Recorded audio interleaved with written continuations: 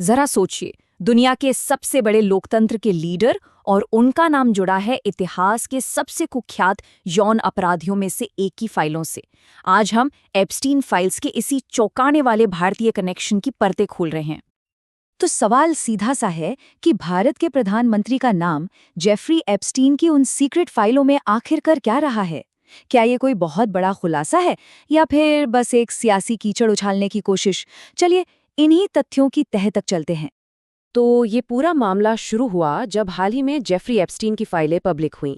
ये वो दस्तावेज हैं जिन्होंने दुनिया भर में सनसनी मचा दी, लेकिन भारत में तो इन्होंने एक राजनीतिक भूचाल ही ला दिया। और इन्हीं फाइलों में कहीं बस एक जिक्र, एक नाम, जिसने भारत की पूरी पॉलिटिकल डिबेट को हिलाकर रख दिया, और वो नाम था प्रधानमंत्री नरेंद्र मोदी का। तो आखिर सबूत क्या है?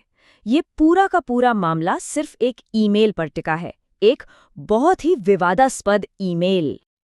ये सुनने में थोड़ा अजीब लग सकता है, लेकिन एप्स्टीन की आदत थी वो खुद को ही नोट्स और रिमाइंडर ईमेल करता था, और इसी एक ईमेल में वो दावा करता है कि प्रधानमंत्री मोदी ने अमेरिकी राष्ट्रपति को खुश करने के लिए इजराइल में परफॉर्म किया था।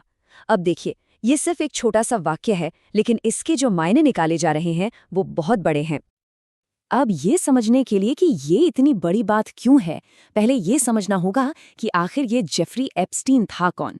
देखिए, वो सिर्फ एक अपराधी नहीं था, वो एक बहुत ही पावरफुल फाइनेंसर था जिसके कनेक्शन दुनिया के सबसे ताकतवर लोगों के साथ थे।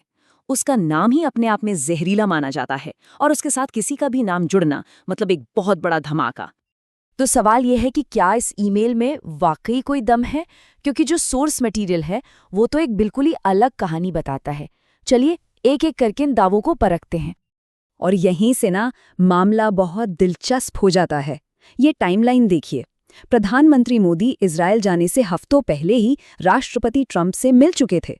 तो यहाँ एक सीधा सा सवाल खड़ा होता है कि अगर वो उनसे पहले ही मिल चुके थे तो उन्हें ट्रंप को खुश करने की जरूरत ही क्यों पड़ती? ये एक बहुत बड़ी गड़बड़ है जो ईमेल की पूरी बुनियाद पर ही सवाल खड़े कर देती है। तो हमारे सामने दो अलग अलग कहानियां हैं।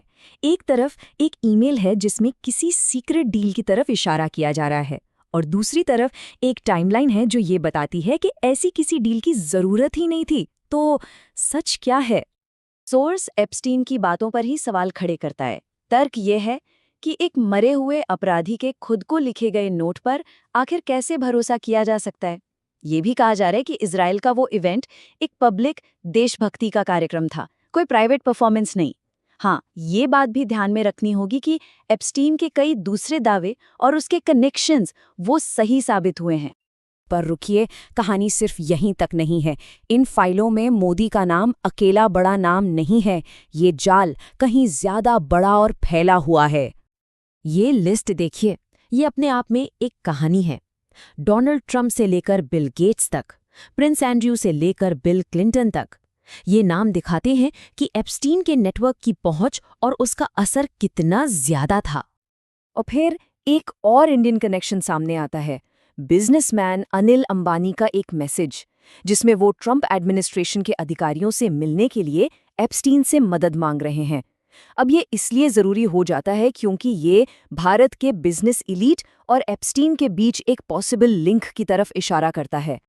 सोर्स का तर्क है कि ये तो एक प्राइवेट बातचीत है और इसमें प्रधानमंत्री मोदी का नाम सीधे तौर पर नहीं लिया गया है। हालांकि उस मैसेज में लीडरशिप शब्द का इस्तेमाल हुआ है, जो ये सवाल जरूर खड़ा करता है कि अंबानी आखिर किसकी तरफ से बात कर रहे थे। और अब आते हैं भारत में मचे सियासी बवाल पर, जहां इस पूरे मामले को एक सोची समझी साजिश की तरह पेश किया जा रहा है। जैसे ही ये खबर बाहर आई, विपक्ष यानी कांग्रेस पार्टी ने सरकार पर हमला बोल दिया। उन्होंने जवाब मांगे, सरकार पर एक सजायाफ्ता अपराधी से लिंक होने के आरोप लगाए और पूरी ट्रांसपेरेंसी की मांग की। सरकार का जवाब भी उतना ही तेज और तीखा था। विदेश मंत्रालय ने इस ईमेल को बकवास बताकर खारिज कर दिया और कहा कि ये एक बेबुनियाद अफवाह के सिवा और कुछ नहीं है। तो सोर्स का फाइनल टेक ये है कि ये एक पॉलिटिकल हिट जॉब है। प्रधानमंत्री की इमेज खराब करने के लिए एक अविश्वसनीय ईमेल को जानबूझकर इस्तेमाल किया जा रहा है। लेकिन दूसरी तरफ जो आलोचक हैं, उनका कहना है कि सरकार बस सवालों से बच रही है और इस पूरे मुद्दे को दबाने की कोशिश कर रही है। तो आखिर में हम एक बहुत ही मुश्किल सवाल के साथ रह जाते हैं। जब इतने शक्तिशाली लोग शामिल हों तो सच और झूठ के बीच की लकीर को कैसे पहचाना जाए? और एक ऐसी दुनिया में जहां इन्फॉर्मेशन ही एक हथियार है, हम ये कैसे सुनिश्चित करें कि तथ्य किसी पॉलिटिकल कहानी में गुम ना हो जाएं? इसका कोई आसान जवाब नहीं है, पर यह एक ऐसा सवाल है जो हम सबको खुद से पूछना चाहिए।